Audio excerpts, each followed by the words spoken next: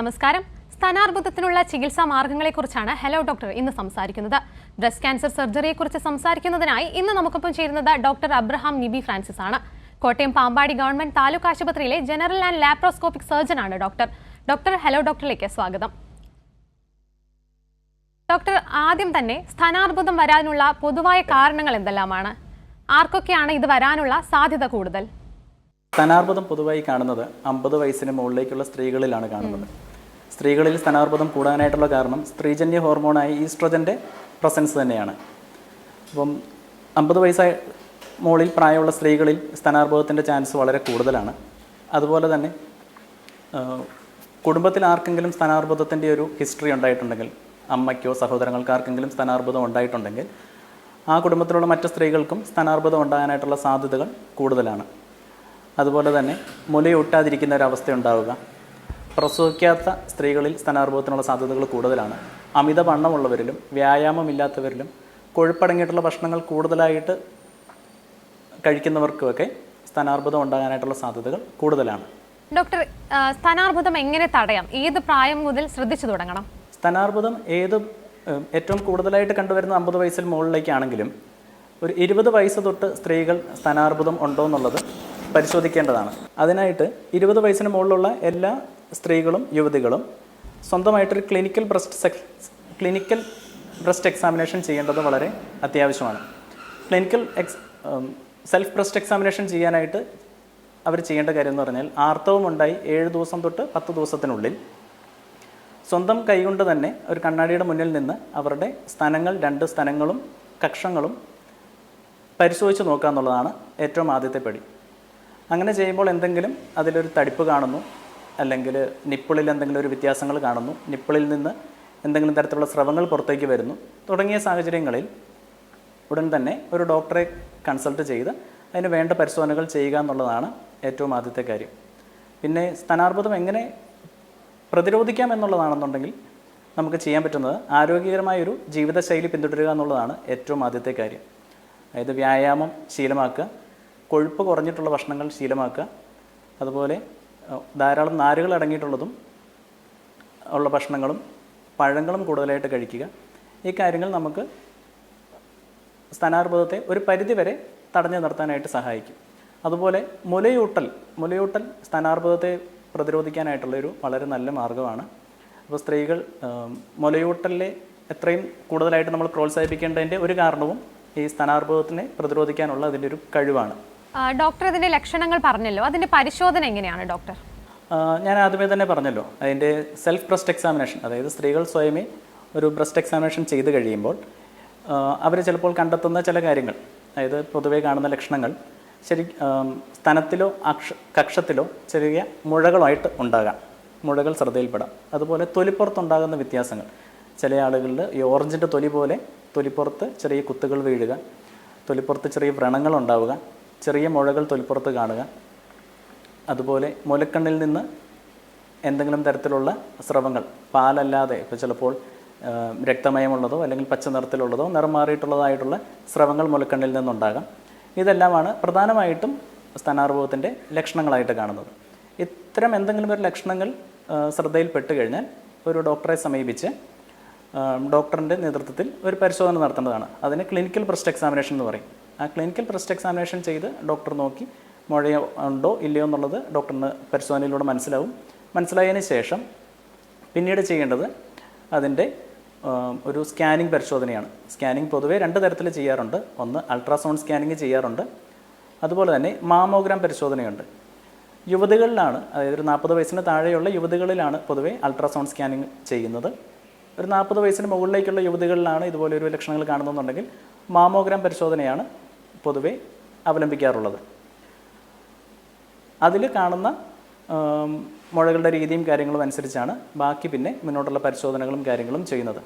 അതിന് മുന്നോട്ടുള്ള പരിശോധനകൾ എന്ന് പറയുമ്പോൾ പിന്നീട് അടുത്ത പടിയായിട്ട് വരുന്നത് ഒരു ബയോപ്സി പരിശോധനയാണ്. അതിനും 2 രീതിയിലാണ് ബയോപ്സി പരിശോധന ചെയ്യുന്നത്. ഒന്ന്, ഒരു ഫൈൻ നീഡിൽ ആസ്പിരേഷൻ സൈറ്റോളജി എന്ന് പറഞ്ഞൊരു പരിശോധനയുണ്ട്. അതായത് നമ്മുടെ ശരീരത്തിൽ ബ്ലഡൊക്കെ എടുക്കാനായിട്ട് ഉപയോഗിക്കുന്ന പോലുള്ള ഒരു ചെറിയ സൂചി ഉപയോഗിച്ച് ഈ മുഴകളിലേക്ക് ഒരു സൂചി ഇറക്കി അതിൽ നിന്നുള്ള കോശങ്ങൾ എടുത്ത് പരിശോധനയ്ക്ക് വിധേയമാക്കുകയാണ് ചെയ്യുന്നത്. അതിൽ തന്നെ ഒരുമാതിരിപ്പെട്ട ക്യാൻസർ കോശങ്ങളെല്ലാം തിരിച്ചറിയാൻ പറ്റും. പിന്നെ അതിൻ്റെ അടുത്ത പടിയായിട്ട് ചെയ്യുന്നത് ഒരു കോർ നീഡിൽ ബയോപ്സി എന്നൊരു പരിശോധനയും കൂടെ ചെയ്യേണ്ടി വരാറുണ്ട്. ശരി ഡോക്ടർ, സാധാരണ എല്ലാ മുഴയും ബ്രസ്റ്റ് ക്യാൻസർ ആവാൻ സാധ്യതയുണ്ടോ? അതെങ്ങനെ വിലയിരുത്താം? ബ്രസ്റ്റിലുണ്ടാകുന്ന 90% മുഴകളും ക്യാൻസറിൻ്റെ മുഴകളായിരിക്കില്ല. അത് വളരെ സാധാരണമായിട്ടുണ്ടാകുന്ന മുഴകളായിരിക്കാം. അതായത് ചെറിയ കുട്ടികളിൽ, അതായത് ഒരു 20 വയസ്സ് തൊട്ട് 30-35 വയസ്സ് വരെ സ്ത്രീകളിൽ ഉണ്ടാകുന്ന ഏറ്റവും കോമൺ ആയിട്ടുണ്ടാകുന്ന ഒരു മുഴ ഫൈബ്രോഡിനോമ എന്ന് പറഞ്ഞിട്ടുള്ള മുഴകളാണ്. അതൊരിക്കലും ക്യാൻസർ ആയിട്ടുള്ളൊരു മുഴകളല്ല. ബ്രസ്റ്റിൻ്റെ ഒരു പ്രത്യേകത കൊണ്ടുണ്ടാകുന്ന ചെറിയ ചെറിയ മുഴകൾ രൂപപ്പെട്ട് വരുന്നതാണ്. അതുപോലെ തന്നെ ഫൈബ്രോസിസ്റ്റിക് ഡിസീസ് എന്ന് പറഞ്ഞ് ബ്രസ്റ്റിൽ ചെറിയ കുമളകൾ ഉണ്ടാകുന്ന പോലെ ഉള്ള മുഴകൾ ഉണ്ടാകാറുണ്ട്. പാല് കെട്ടിക്കിടന്നിട്ടുള്ള മുഴകൾ വരാറുണ്ട്, ഗാലക്ടോസിൽ എന്ന് പറയും. അങ്ങനെയുള്ള പലതരത്തിലുള്ള മുഴകൾ വരാറുണ്ട്. അപ്പം ഇത് ഏതെങ്കിലും ഒരു തരത്തിലുള്ള മുഴ നമ്മുടെ ശരീരത്തിൽ നമ്മൾ കണ്ടെത്തി കഴിഞ്ഞാൽ, നമ്മളൊരു സ്വയം സ്ഥലം പരിശോധിക്കുമ്പോൾ കണ്ടെത്തി കഴിഞ്ഞാൽ അത് നോർമലായിട്ടുള്ളൊരു മുഴയായിരിക്കുമെന്ന് നമ്മൾ കണ്ണടച്ച് വിശ്വസിച്ചിരിക്കാതെ എപ്പോഴും ഒരു ഡോക്ടറിൻ്റെ സഹായം തേടി ഡോക്ടറിനെ കൊണ്ട് പരിശോധിപ്പിച്ച് അതിൻ്റെ ആവശ്യമായിട്ടുള്ള ടെസ്റ്റുകൾ നടത്തി അതിൽ വേറെ പ്രശ്നങ്ങളൊന്നും ഇല്ല എന്നുള്ളത് ഉറപ്പാക്കേണ്ടതാണ്. ക്യാൻസർ മുഴകളാണെന്നുണ്ടെങ്കിൽ അതിന് കാലക്രമേണ അതിന് ചെറിയ വളർച്ചയുണ്ടാവും. ശരി ഡോക്ടർ, വ്യക്തമാണ്. ഡോക്ടർ, ഇതിന്റെ അപകട സാധ്യതകൾ എന്തെല്ലാമാണ്? സങ്കീർണതകൾ എന്തെല്ലാമാണ്? മറ്റ് ശരീരഭാഗങ്ങളിലേക്ക് പടരുന്നത് എപ്പോഴാണ്? സ്തനാർബുദം നമ്മൾ തുടക്കത്തിൽ തന്നെ ചികിത്സിച്ചില്ലെന്നുണ്ടെങ്കിൽ അത് ആ സ്തനത്തിൽ തന്നെ ഇരുന്ന് അതിൻ്റെ മുഴകൾ വളരുകയും അത് അതിൻ്റെ പുറത്തുള്ള തൊലിപ്പുറത്തേക്ക് വളരുകയും അതിൻ്റെ സമീപത്തുള്ള കഴലുകളിലേക്ക് വ്യാപിക്കുകയും ചെയ്യാം.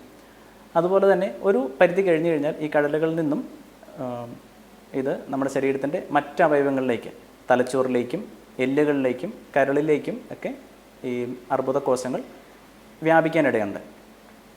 അങ്ങനെ വരുമ്പോൾ അതിൻ്റെ സ്റ്റേജ് മാറി നമ്മൾ തുടക്കത്തിൽ തന്നെ ഇതിൻ്റെ ചികിത്സിക്കുകയാണെന്നുണ്ടെങ്കിൽ നമുക്ക് പൂർണ്ണമായിട്ടും ചികിത്സിച്ച് ഭേദമാക്കി നല്ലൊരു ജീവിതം മുന്നോട്ട് നയിക്കാൻ പറ്റുന്ന അസുഖമാണ് ബ്രസ്റ്റ് ക്യാൻസർ. അപ്പോൾ തുടക്കത്തിൽ അസുഖം കണ്ടുപിടിക്കാനും അത് തുടക്കത്തിൽ തന്നെ ട്രീറ്റ്മെൻറ്റ് പൂർണ്ണമായിട്ട് ചെയ്യാനും ആണ് നമ്മൾ ശ്രദ്ധിക്കേണ്ടത്. അങ്ങനെ ചെയ്യാതെ വരുമ്പോഴാണ് ഇത് സ്റ്റേജ് മുന്നോട്ട് അഡ്വാൻസ് ചെയ്ത് ശരീരത്തിൻ്റെ പല ഭാഗങ്ങളിലേക്ക് പടരുക. അതായത് മെറ്റസ്റ്റാസിസ് എന്ന് പറയും. ഒരു മെറ്റസ്റ്റാറ്റിക് ഡിസീസായി സ്തനാർബുദം മാറുന്നത്. ഡോക്ടർ, നമുക്കിപ്പോൾ ഒരു പ്രേക്ഷക കൂടി ചേരുന്നുണ്ട്. കോട്ടയത്ത് നിന്നും കുമാരിയാണ്. ഡോക്ടറോട് ചോദിച്ചോളൂ. കുമാരി, ഡോക്ടറോട് ചോദിച്ചോളൂ. Hello doctor. Hello doctor. Hello, പറഞ്ഞോളൂ. ഹലോ, കേൾക്കാം, പറഞ്ഞോളൂ. ഹലോ, കേൾക്കുന്നുണ്ട്, പറഞ്ഞോളൂ. ഹലോ. സ്തനാർബുദ ശസ്ത്രക്രിയ ഏത് ദിവസത്തിലാണ് ചെയ്യുന്നത്? ഹലോ. ഹലോ ഡോക്ടർ, സ്തനാർബുദ ശസ്ത്രക്രിയ ചെയ്യുന്ന ദിവസങ്ങൾ എന്നാ? ഡോക്ടർ, ഏത് ദിവസങ്ങളിലാണ് സ്തനാർബുദ ശസ്ത്രക്രിയ ചെയ്യുന്നത് എന്നാണ് പ്രേക്ഷകർ എന്നുള്ളതല്ല, നമ്മുടെ തിയേറ്റർ ദിവസങ്ങൾ. അത് ഓപ്പറേഷനായിട്ട് നമ്മൾ ഓരോ രോഗികളെ അതിൻ്റെ അസുഖങ്ങൾ കണ്ടുപിടിച്ച് അത് പോസ്റ്റ് ചെയ്ത് ചെയ്യുന്നതനുസരിച്ചാണ് അതിൻ്റെ ദിവസങ്ങൾ വരുന്നത്. ഏത് ദിവസങ്ങൾ എന്നുള്ളതിന് അതിന് പ്രസക്തിയില്ല. അതിൽ നമ്മൾ ചെയ്യുന്നത് അതിനു മുന്നേ ഡോക്ടറെ വന്ന് കണ്ട് അതിൻ്റെ പരിശോധനകൾ വേണ്ടതൊക്കെ നടത്തി സ്തനാർബുദമാണെന്നുള്ളത് സ്ഥിരീകരിച്ചതിന് ശേഷം അതിൻ്റെ ബാക്കി അനസ്തീഷ്യയുടെ കാര്യങ്ങളെല്ലാം അറേഞ്ച് ചെയ്തതിന് ശേഷമാണ് ഓപ്പറേഷൻ്റെ ഡേറ്റുകൾ ഫിക്സ് ചെയ്യുന്നത്. പ്രേക്ഷകർക്ക് വ്യക്തമായെന്ന് വിശ്വസിക്കുന്നു. ഡോക്ടർക്ക് തുടരാം. ഡോക്ടർ, പൂർണ്ണമായും ചികിത്സിച്ച് മാറ്റാവുന്നതാണോ ഈ സ്തനാർബുദം? എന്തെല്ലാമാണ് നൂതന ചികിത്സാ മാർഗങ്ങൾ? ഞാനത് ആദ്യമേ തന്നെ പറഞ്ഞല്ലോ. നമുക്ക് തുടക്കത്തിൽ തന്നെ ചികിത്സിച്ച് കഴിഞ്ഞാൽ പൂർണ്ണമായിട്ടും നമുക്ക് ചികിത്സിച്ച് ഭേദമാക്കാൻ പറ്റുന്ന ഒരു അസുഖം തന്നെയാണ് ബ്രസ്റ്റ് ക്യാൻസർ. ഒരു ക്യാൻസർ വന്നു കഴിഞ്ഞാൽ ജീവിതം അതുകൊണ്ട് അവസാനിച്ചു അല്ലെങ്കിൽ മരിച്ചു പോകും എന്നുള്ളൊരവസ്ഥയൊക്കെ മാറിയിട്ടുണ്ട്. എന്ന് പറഞ്ഞാൽ പുതുതായിട്ടുള്ള നൂതനമായിട്ടുള്ള ചികിത്സാ രീതികളെല്ലാം നമുക്ക് കേരളത്തിൽ അവൈലബിൾ ആണ്. അതിൻ്റെ ചികിത്സാ രീതികൾ എന്താണെന്ന് വെച്ച് കഴിഞ്ഞാൽ അതിൽ സർജറി ഒരു പ്രധാനപ്പെട്ട ഭാഗം തന്നെയാണ്. സർജറി ചെയ്ത് അസുഖമുള്ള ഭാഗം, ക്യാൻസർ ബാധിച്ചിരിക്കുന്ന ഭാഗം നീക്കം ചെയ്യുക എന്നുള്ളതാണ് ഒരു ഘട്ടം. ആ ഘട്ടം കഴിഞ്ഞ് കഴിഞ്ഞാൽ പിന്നെ കീമോതെറാപ്പി വേണ്ടി വരാം, റേഡിയോതെറാപ്പി വേണ്ടി വരാം. അതെല്ലാം ഓപ്പറേഷൻ്റെയും അതുപോലെ തന്നെ ഈ ക്യാൻസർ കോശങ്ങളുടെ പ്രത്യേകതകൾ അനുസരിച്ചായിരിക്കും കീമോതെറാപ്പി റേഡിയേഷൻ്റെ കാര്യങ്ങളെല്ലാം തീരുമാനിക്കുന്നത്. അതിന് പത്തോളജി റിപ്പോർട്ടും കാര്യങ്ങളെല്ലാം അടിസ്ഥാനപ്പെടുത്തിയായിരിക്കും ഇതിൻ്റെ ട്രീറ്റ്മെൻറ്റ് കാര്യങ്ങളെല്ലാം പ്ലാൻ ചെയ്യുന്നത്. അതിൽ ബ്രസ്റ്റ് ക്യാൻസർ സർജറിയിലേക്ക് പറയുകയാണെന്നുണ്ടെങ്കിൽ നമുക്ക് ബ്രസ്റ്റ് ക്യാൻസർ സ്തനം പൂർണ്ണമായിട്ട് നീക്കം ചെയ്യുന്ന സർജറികളുണ്ട്. മോഡിഫൈഡ് റാഡിക്കൽ മാസ്റ്റക്ടമി എന്ന് പറയും. അതുപോലെ തന്നെ ആ സ്തനത്തിൻ്റെ ക്യാൻസറുള്ള ഭാഗം മാത്രം നീക്കം ചെയ്ത് അതിനോടൊപ്പം കഷത്തിലെ കഴലുകളും നീക്കം ചെയ്ത് ബാക്കി സ്തനം പൂർണ്ണമായിട്ടും സംരക്ഷിക്കുന്ന തരത്തിലുള്ള ഓപ്പറേഷനുണ്ട്. അതിന് ബ്രസ്റ്റ് കൺസർവേഷൻ സർജറി എന്ന് പറയും. ആ 2 രീതിയിലുള്ള സർജറികളും അവൈലബിൾ ആണിപ്പോൾ. അതിനുശേഷം ചില കേസുകളിൽ ഇത് ഒരു സ്റ്റേജിൽ കടന്നിരിക്കുന്ന കേസുകളാണ്, അല്ലെങ്കിൽ കൂടുതൽ വലിയ മുഴകളൊക്കെ ആണെന്നുണ്ടെങ്കിൽ ഓപ്പറേഷന് മുന്നേ തന്നെ കീമോതെറാപ്പി കൊടുത്ത് ഈ മുഴയുടെ വലിപ്പം കുറച്ചതിന് ശേഷം 2ാമത്തെ സ്റ്റേജായിട്ട് സർജറി ചെയ്യുന്ന കാര്യങ്ങളുമുണ്ട്. പിന്നെ നൂതനമായിട്ടുള്ള ചികിത്സകൾ എന്ന് പറഞ്ഞു കഴിഞ്ഞാൽ ഇതിൽ കീമോതെറാപ്പി കൂടാതെ ഇതിൽ ഹോർമോൺ തെറാപ്പി ഉണ്ട്. അതായത് ക്യാൻസർ കോശങ്ങളെ ബാധിക്കുന്ന തരത്തിലുള്ള, അല്ലെങ്കിൽ അതിനെ വളരാൻ സഹായിക്കുന്ന തരത്തിലുള്ള ഹോർമോണുകളുണ്ട്. ആ ഹോർമോണുകളെ പ്രതിരോധിക്കുന്ന മരുന്നുകൾ അവൈലബിൾ ആണ്. അത് ഉപയോഗിച്ച് മുന്നോട്ടുള്ള ക്യാൻസറിൻ്റെ വളർച്ചയെ തടഞ്ഞു നിർത്താനായിട്ട് സാധിക്കും. അതുപോലെ തന്നെ ടാർഗറ്റഡ് തെറാപ്പീസ് ഉണ്ട്. അതായത് ഈ ക്യാൻസർ കോശങ്ങളുടെ മോളിക്കുലർ സ്റ്റഡി നടത്തി അതിൽ ഏത് മരുന്ന് മ്യൂട്ടേഷൻസ് ആണ് അതിൽ വന്നിരിക്കുന്നത് എന്നുള്ളത് നോക്കി അതിനെ കൃത്യമായിട്ട് ടാർഗറ്റ് ചെയ്യുന്ന തെറാപ്പികളുണ്ട്. അതുപോലെ ഇമ്മ്യൂണോ തെറാപ്പി അവൈലബിൾ ആണ്. ഇമ്മ്യൂണോ തെറാപ്പി എന്ന് പറയുമ്പോൾ നമ്മുടെ ശരീരത്തിൻ്റെ പ്രതിരോധ ശക്തി ഉയർത്തിക്കൊണ്ട് തന്നെ ഈ ക്യാൻസർ കോശങ്ങളുടെ വളർച്ചയെ തടയുന്ന ഒരു പ്രവൃത്തിയാണ് ഇമ്മ്യൂണോ തെറാപ്പി. ഇതൊക്കെ നൂതനമായിട്ടുള്ള ചികിത്സാ രീതികളാണ്. ഡോക്ടർ, സർജറി ആണോ റേഡിയേഷൻ തെറാപ്പി ആണോ ഏറ്റവും മികച്ചത്? ഇതിൽ ക്യാൻസറിൻ്റെ ട്രീറ്റ്മെൻറ്റിൽ നമുക്ക് സർജറി ആണോ റേഡിയേഷൻ ആണോ ചികിത്സ മികച്ചതെന്ന് തീരുമാനിക്കുന്നത് ആ രോഗിയുടെ അവസ്ഥയും ആ രോഗത്തിൻ്റെ അവസ്ഥയും ആ രോഗത്തിൻ്റെ അല്ലെ പത്തോളജിയുടെ അർബുദ കോശങ്ങളുടെ പത്തോളജി റിപ്പോർട്ടും അനുസരിച്ചാണ് നമ്മൾ ഇതിൻ്റെ അകത്ത് കാര്യങ്ങൾ തീരുമാനിക്കുന്നത്. റേഡിയേഷൻ തന്നെ ഒരിക്കലും ഒരു ചികിത്സയാവില്ല. എപ്പോഴും നമ്മൾ ആ ക്യാൻസർ ഉള്ള ഭാഗം നീക്കം ചെയ്ത് ശരീരത്തിലേക്ക് ബാക്കി ഭാഗത്തേക്ക് സ്പ്രെഡ് ചെയ്തിരിക്കുന്ന ക്യാൻസർ കോശങ്ങളെ നശിപ്പിക്കുന്നതിന് വേണ്ടിയാണ് നമ്മൾ കീമോതെറാപ്പി ചെയ്യുന്നത്. അതുപോലെ നമ്മൾ ഓപ്പറേഷൻ ചെയ്ത് നീക്കം ചെയ്ത ഭാഗത്ത് ക്യാൻസറിൻ്റെ എന്തെങ്കിലും ഭാഗങ്ങൾ ബാക്കിയായിട്ടുണ്ടെങ്കിൽ അതിനെ നശിപ്പിക്കാനായിട്ടാണ് നമ്മൾ റേഡിയേഷൻ ചെയ്യുന്നത്. റേഡിയേഷൻ ചെയ്ത് ആ അവിടെ ബാക്കിയായിട്ടുള്ള ക്യാൻസർ കോശങ്ങൾ കരിച്ചു കളയുക എന്നുള്ളതാണ് റേഡിയേഷൻ ചികിത്സ കൊണ്ട് ഉദ്ദേശിക്കുന്നത്. അപ്പം ഏത് ആണ് നല്ലതെന്നുള്ളൊരു ചോദ്യം ഒരു പ്രസക്തമായിട്ടുള്ളൊരു ചോദ്യമല്ല. അത് മൂന്നും ചിലപ്പോൾ നമുക്ക് ആവശ്യമായിട്ട് വരാം. അത് ഒരു ടീം ഓഫ് ഡോക്ടേഴ്സിൻ്റെ ഒരു തീരുമാനമാണ് ആ രോഗിക്ക് ഏറ്റവും അനുയോജ്യമായ ചികിത്സ തിരഞ്ഞെടുക്കുന്നത്. സ്തനാർബുദത്തിനുള്ള ചികിത്സാ മാർഗങ്ങളെക്കുറിച്ചാണ് ഹലോ ഡോക്ടർ സംസാരിക്കുന്നത്. നമുക്കൊപ്പം ഡോക്ടർ അബ്രഹാം നിബി ഫ്രാൻസിസ് തുടരുന്നുണ്ട്. ഡോക്ടർ, ഈ ജനിതക കാരണങ്ങൾ ഈ സ്തനാർബുദത്തിലേക്ക് നയിക്കുന്നുണ്ടോ? ജനിതക കാരണങ്ങൾ തീർച്ചയായും സ്തനാർബുദത്തിലേക്ക് നയിക്കാം. അതിൽ BRCA1, BRCA2 തുടങ്ങിയ ജീനുകൾ നമ്മുടെ ശരീരത്തിലുണ്ടെങ്കിൽ അത് കൂടുതലും പാരമ്പര്യ ഘടകമായിട്ട് വരുന്നതാണ്. അങ്ങനെയുള്ള ജീനുകൾ നമ്മുടെ ശരീരത്തിലുണ്ടെങ്കിൽ അത് ക്യാൻസർ ഉണ്ടാകാനുള്ള സാധ്യത അവരിൽ വളരെ കൂടുതലാണ്. അത് പല ജീൻ സ്റ്റഡികളിലൂടെയും അത് കണ്ടുപിടിക്കാൻ പറ്റും. അത് അങ്ങനെ കണ്ടുപിടിക്കുന്ന കേസുകളിൽ ചില ആളുകളിൽ നമുക്ക് മുൻകൂട്ടി തന്നെ ചിലപ്പോൾ ബ്രസ്റ്റ് റിമൂവ് ചെയ്യുന്ന സർജറി നടത്തേണ്ടി വരാറുണ്ട്. അതിൽ വളരെ പ്രശസ്തയായിട്ടുള്ള ഹോളിവുഡ് നടി ആഞ്ചലീന ജോളി BRCA1 ജീൻ അവരുടെ ശരീരത്തിൽ കണ്ടെത്തുകയും അതിൻ്റെ ഭാഗമായിട്ട് അവർ 2 മാരടങ്ങളും ഓപ്പറേഷനിലൂടെ നീക്കം ചെയ്യുകയും ചെയ്തിരുന്നു. അത് സ്തനാർബുദത്തെ പ്രിവെൻറ്റ് ചെയ്യാൻ വേണ്ടിയാണ് ഇങ്ങനെ ചെയ്തിരുന്നത്. അത് ചില കുടുംബങ്ങളിൽ ഈ BRCA1, BRCA2 ജീൻ പാരമ്പര്യമായിട്ട് കടന്നു വരാറുണ്ട്. അങ്ങനെയുള്ള ആളുകളിൽ ഈ ബ്രസ്റ്റ് ക്യാൻസറിനുള്ള സാധ്യതകൾ വളരെ കൂടുതലാണ്. വ്യക്തമാണ് ഡോക്ടർ. ഡോക്ടർ നേരത്തെ സൂചിപ്പിച്ചല്ലോ ചികിത്സാ മാർഗങ്ങൾ. ഈ ചികിത്സയ്ക്ക് ശേഷം ശ്രദ്ധിക്കേണ്ട കാര്യങ്ങൾ എന്തെല്ലാമാണ്?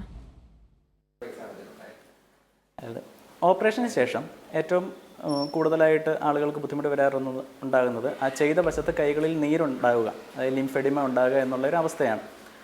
അത് പ്രിവെൻറ്റ് ചെയ്യാനായിട്ട് നമുക്ക് ഓപ്പറേഷന് കഴിഞ്ഞ് അധികം താമസിയാതെ തന്നെ ഡോക്ടറുടെ നിർദ്ദേശപ്രകാരം ഫിസിയോതെറാപ്പി കാര്യങ്ങൾ ചെയ്യുന്നത് വളരെ നല്ലതാണ്.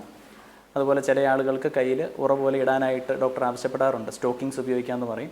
അതുപോലെ ഒരുപാട് കട്ടിയുള്ള ജോലികൾ ആ കൈകൾ കൊണ്ട് ചെയ്യുന്നത് ഒഴിവാക്കണം.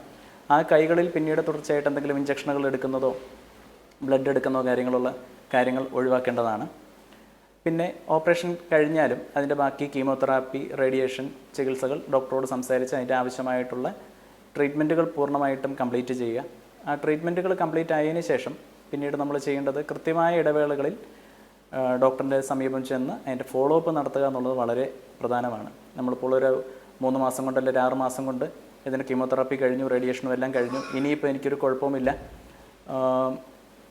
ഞാനിനി മുന്നോട്ട് ഡോക്ടറെ കാണാൻ പോകേണ്ട ആവശ്യങ്ങളില്ല എന്ന് വിചാരിച്ച് ഒരിക്കലും ഇരിക്കാൻ പാടില്ല. എപ്പോഴും കൃത്യമായ ഇടവേളകളിൽ ഡോക്ടറിനെ സമീപിച്ച് അതിൻ്റെ വേണ്ട പരിശോധനകൾ നടത്തി നമുക്ക് വേറെ അസുഖങ്ങൾ വേറെ ഭാഗത്തേക്ക് പടരുന്നില്ല, അല്ലെങ്കിൽ ഓപ്പറേഷൻ ചെയ്ത ഭാഗത്ത് തന്നെ വീണ്ടും അസുഖത്തിൻ്റെ സാന്നിധ്യം ഇല്ല എന്നുള്ളത് ഉറപ്പാക്കേണ്ടതാണ്. വ്യക്തമാണ് ഡോക്ടർ. ഡോക്ടർ, ഒരു തവണ സ്ഥാനാർബുദം വന്നാൽ വീണ്ടും വരാനുള്ള സാധ്യത എത്രത്തോളമാണ്?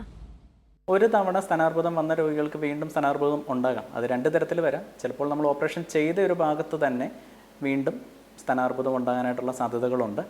അതുപോലെ തന്നെ എതിർവശത്തെ, അതായത് നമ്മളിപ്പോൾ ഇടതുവശത്തെ സർജറി ചെയ്തു, വലതുവശത്തും ഉണ്ടാകാം. അതിനുള്ള സാധ്യതകൾ കുറവാണ്, എന്നാലും അതൊരു സാധ്യതയുണ്ട് അങ്ങനെ വരാനായിട്ട്.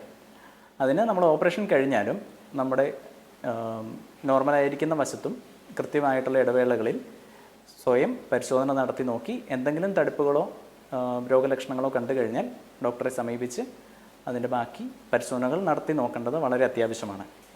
ഡോക്ടർക്ക് തുടരാം. ഡോക്ടർ, ഈ സ്ഥാനാർബുദത്തിൻ്റെ സർജറിക്ക് ശേഷം പഴയ നിലയിലേക്ക് തിരിച്ചെത്താൻ എത്ര സമയമെടുക്കും? അത് രോഗിയുടെ ശസ്ത്രക്രിയയുടെ രീതികളും അതുപോലെ രോഗിയുടെ പ്രായവും അനുസരിച്ചായിരിക്കും അക്കാര്യങ്ങൾ നമുക്ക് തീരുമാനിക്കാൻ പറ്റുന്നത്. സാധാരണഗതിയിൽ നമുക്ക് ഓപ്പറേഷന് ശേഷം ഒരു 7 ദിവസം തൊട്ട് 10 ദിവസത്തിനുള്ളിൽ നമുക്ക് തുന്നലുകളൊക്കെ മാറ്റി ഒരു 2 ആഴ്ചയ്ക്കുള്ളിൽ മുറിവുകളൊക്കെ പൂർണ്ണമായിട്ട് ഭേദമാവുക തന്നെ ചെയ്യും. അതിനുശേഷം ചികിത്സകളുണ്ടാകും. റേഡിയേഷൻ ചികിത്സകളോ കീമോതെറാപ്പിയോ രോഗത്തിൻ്റെ സ്വഭാവം അനുസരിച്ച് നമ്മൾ മുന്നോട്ട് തുടരേണ്ടി വരും. അത് മെഡിക്കൽ ടീം പറയുന്നതനുസരിച്ച് ചിലപ്പോൾ 3 മാസം തൊട്ട് 6 മാസം വരെ അതിൻ്റെ ചികിത്സകൾ തുടർച്ചയായിട്ട് വേണ്ടി വരാം. ചില ആളുകൾക്കത് 1 വർഷത്തോളം അല്ലെങ്കിൽ 3 വർഷത്തോളം അതിൻ്റെ കൃത്യമായ ഇടവേളകളിൽ അതിൻ്റെ മരുന്നുകളോ ഇഞ്ചക്ഷനുകളോ കണ്ടിന്യൂ ചെയ്ത് എടുക്കേണ്ടിയും വരാം. ഇപ്പോൾ സാധാരണ ഒരു ജീവിതത്തിലേക്ക് നമുക്ക് ഓപ്പറേഷൻ കഴിഞ്ഞ് ഒരു മാസം കൊണ്ട് മുറിവിൻ്റെ കാര്യങ്ങളെല്ലാം ഭേദമാകും. അതിനുശേഷം കീമോതെറാപ്പിയുടെ ഒരു സമയങ്ങളിൽ നമ്മൾ പ്രത്യേകം ശ്രദ്ധയുണ്ടാകണം. വേറെ ഇൻഫെക്ഷനുകളോ കാര്യങ്ങളോ ഒന്നും ഉണ്ടാകാതിരിക്കാനുള്ള ശ്രദ്ധയുണ്ടാവണം. കീമോതെറാപ്പിയുടെ ആ ഒരു മെയിൻ സ്റ്റേജ് കഴിഞ്ഞ് കഴിഞ്ഞാൽ പിന്നെ അവർക്ക് സാധാരണയായിട്ടുള്ള കാര്യങ്ങളെല്ലാം, അവർക്ക് മുന്നോട്ടുള്ള കാര്യങ്ങളെല്ലാം ചെയ്യാൻ പറ്റുന്നതാണ്. ജോലികൾ ചെയ്യുന്നതിനോ പുറത്തേക്ക് പോകുന്നതിനോ കാര്യങ്ങൾക്കൊന്നും പ്രശ്നങ്ങളുണ്ടായിരിക്കുന്നതല്ല. കീമോതെറാപ്പി എടുക്കുന്ന സമയങ്ങളിൽ നമ്മൾ പരമാവധി ശ്രദ്ധിക്കേണ്ടിയിരിക്കുന്നു. കാരണം വേറെ ഇൻഫെക്ഷനുകളോ കാര്യങ്ങളോ ഒന്നും നമുക്കുണ്ടാകാതെ പ്രത്യേകം ശ്രദ്ധിക്കണം. കാരണം നമ്മുടെ ശരീരത്തിൻ്റെ ഇമ്മ്യൂണിറ്റി കുറഞ്ഞു നിൽക്കുന്ന ഒരു സമയമായിരിക്കും ആ സമയങ്ങളിൽ. ആ സമയത്ത് നമുക്ക് മറ്റു പനിയോ അങ്ങനെയുള്ള അസുഖങ്ങളൊക്കെ വരാനായിട്ടുള്ള സാധ്യതകൾ വളരെ കൂടുതലാണ്. അത് നമ്മൾ പ്രത്യേകം ശ്രദ്ധിക്കണം. വ്യക്തമാണ് ഡോക്ടർ. ഡോക്ടർ, അമിതഭാരം, മദ്യപാനം ഇതൊക്കെ സ്ഥാനാർബുദം ഉണ്ടാക്കാനുള്ള സാധ്യത കൂട്ടുമോ?